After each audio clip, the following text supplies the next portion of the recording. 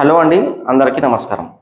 గత కొన్ని రోజులుగా తెలంగాణ రాష్ట్ర ప్రభుత్వం ఎఫ్టీఎల్ పరిధిలో ఉన్నటువంటి అక్రమ నిర్మాణాలను కూల్చివేస్తున్నది. ఈ ఎఫ్టీఎల్ అనగానేమిటి మీకు ఎక్స్ప్లెయిన్ చేసే ప్రయత్నం చేస్తాను. ఎఫ్టీఎల్ అనగా full tank level.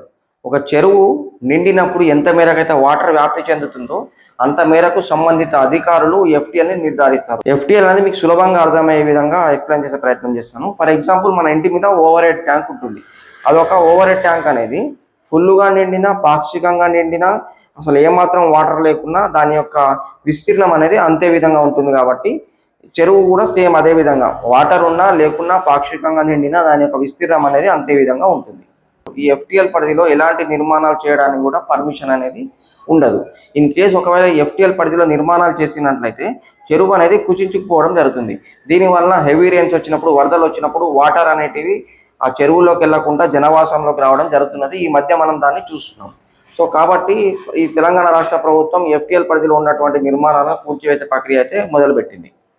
In case చెరువు అనేది పూర్తిగా నిండినా, నిండకపోయినా, పాక్షికంగా నిండినా ఎఫ్టీఎల్ అనేది అదే విధంగా ఉంటుంది. ఎఫ్టీఎల్ అనేది మారదన్నట్టు.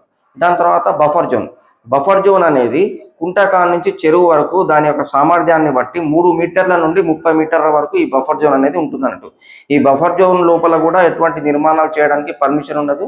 ఎందుకంటే బఫర్ జోన్ అనేది ఇన్ కేస్ చెరువు ఎఫ్టీఎల్ పరిధి దాటి నిండినప్పుడు ఈ బఫర్ జోన్ అనేది సేఫ్ సైడ్ కాదు. కాబట్టి ఈ బఫర్ జోన్ పరిధిలో కూడా నిర్మాణాలు చేయడానికి పర్మిషన్ ఉండదు. ఈ బఫర్ జోన్ సంబంధించిన నిర్మాణాలకు ఎటువంటి బ్యాంక్ లోన్స్ కూడా మనకు రావన్నట్టు. పూర్తి సమాచారం మరి అలాగే గృహ నిర్మాణ వాస్తుపరమైన విషయాల కోసం మన యొక్క ఛానల్ని సబ్స్క్రైబ్ చేయండి. మన ఛానల్లో అన్ని విషయాలు పోస్ట్ చేయబడతాయి. Thank you.